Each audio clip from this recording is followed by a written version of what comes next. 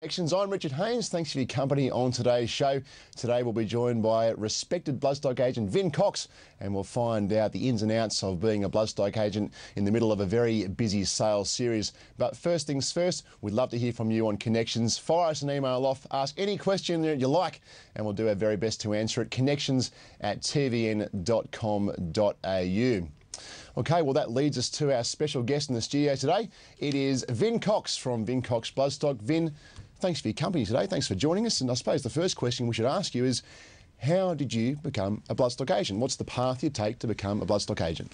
There's no given path to becoming a bloodstock agent. My particular case was I grew up on a farm in Mudgee, and my grandfather and father and uncle raced and bred horses, and from a very young age I was going to the races, and after leaving school a chance meeting with Reg Inglis led me to start at William Inglis and Son, and 15 years at Inglis's I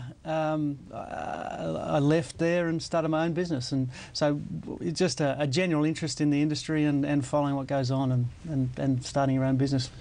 Now, what kind of services does a bloodstock agent offer to various clients in the game?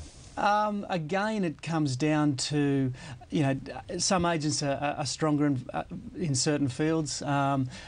Most agents will try and do a cross-section of things, but generally it comes down to managing your client and their expectations, whether it's buying yearlings to go to the racetrack, or managing their brood mares, or buying brood mares or stallions, those sort of things. So it's a general across-the-board sort of thing.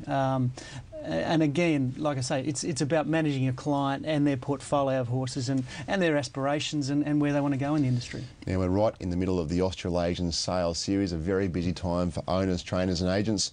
Have your services been sought in the way of looking to buy these yearlings? Fortunately, yes. It's tough times, as we know, and Magic Millions sale at the beginning of January was a good sale for us. When I say us, it was Anna Ryan, who works for me, and Gary Cuddy. We had a good sale up at the Gold Coast. We bought 9 yearlings, which was good. So then we moved on to the classic yearling sale, and it was a good little sale for us up there. So it's a busy time of year, as you well know. Starting off in January, and you don't really finish in the local market until late June. Now, this horse we're looking at now is Gold Trail's sister, and she was a purchase for you on the Gold Coast. And I suppose Gold Trail's a horse that you know a bit about, and there was a bit to like about the full sister. Yeah, she was. I bought her for a client that was looking for a filly with a pedigree and racing upside. She was a beautiful filly. Obviously, Gold Trail had won the Group 1 the week before. It's a good, solid pedigree. Hassanay's doing a nice job at stud. So it sort of ticked all the boxes, if you like, to use a well-used cliche. She wasn't. I had nothing to do with the purchase of Gold Trail. I do obviously have a connection with Gary Portelli, who trains Gold Trail, so I'm familiar with his race record and what his capabilities are.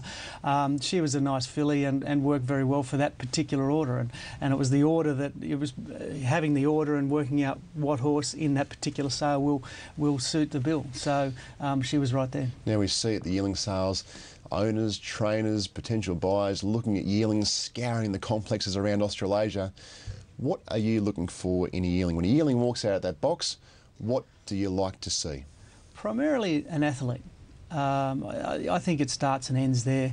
And I say this quite often, if you line up a bunch of kids at primary school, you can pick out who the prospective footballers might be.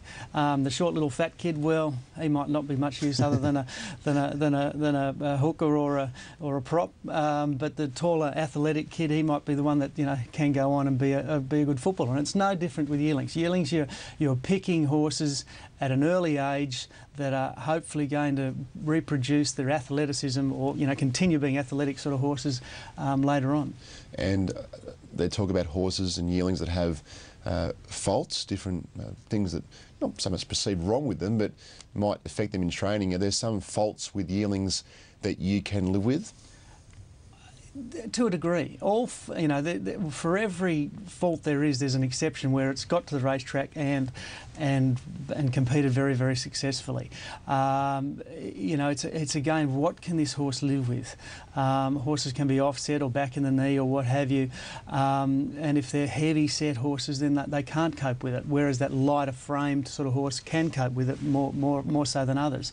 So again, it's assessing each individual horse and working out which one will work and which one won't. Is there one particular fault that you can be critical of? No, I don't think so. I think that, again, like I'm saying, it's assessing the individual and how much they can cope with. I suppose if I said to you, Vin, look, I want to go to the sales and I want to buy a staying type, what kind of horse would you be showing me as opposed to a sprinting type? What physical type would you be showing me? Without wanting to be too basic about it, the sprinting type is your Ben Johnson type, that heavily muscle-bound type of horse. So in a horse, you've got a very strong hindquarter, very strong shoulder, that big, round, muscular type, whereas a staying horse is that taller, leaner, more athletic, as we say, type of horse, a more free-going, loose sort of horse, whereas a sprinter is very set and very strong and very purposeful in the way that they walk. So, and again, this is, we're talking generalisations here, so you will get that Ben Johnson look as opposed to that more athletic Robert De Castella look, if you like. How important are X-rays? Are they the be-all and end-all, or for you, are they just a guide? I think they're just a guide. I think there was mass hysteria when X-rays first came out. Yes, they are a guide, and you are looking for that horse that is what they call a basket case, that has got issues that will take a long time, if at all, to get over.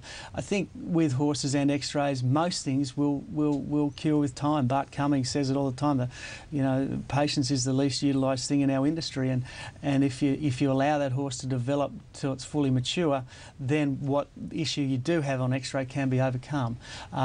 X-rays are a management tool, certainly during a racing career of a horse. But in terms of purchasing horses, if there are minor issues, I've got no problem there at all. Is there a particular sire that you really like? You go to the sales and think, oh, I've got to look at all of this certain breed. I mean, I know you look at every horse in the catalogue, but is there a certain breed or couple of breeds you think, yeah, I've got to have a good look at those? Outside of the obvious horses, the Encosta de Lagos and Reduced Choices, and some up-and-coming horses like Fastnet Rock and things like that, General Redeem.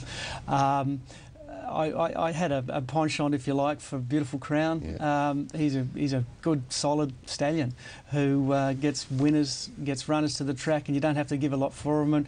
And I largely do operate in a budget market, and when you buy a Beautiful Crown, they do get to the races and they win lots of races. So you have a happy client at the end of the day. You said before that you like to see an athlete. Being athletic is one thing. What you see on the pedigree page is another. What kind of work do yourself and Gary and the team at Vincox Bloodstock, what kind of work do you put in to the pedigree side of things pre-sale? We put in a lot of work on the pedigree. They don't print it for nothing, and it's been around while ever horses have been racing. The pedigree documentation, or the whatever lines or crosses or whatever on a page is telling you something. Whether it's telling you what distance the horse is going to race over, or the soundness of the horse. There's little intricacies within a pedigree that I personally like to see, and other people would say I'm reading Dutch. But again, it comes down to how you assess it and how you analyse it, and what I like to see is pedigrees that produce winners and get to the racetrack.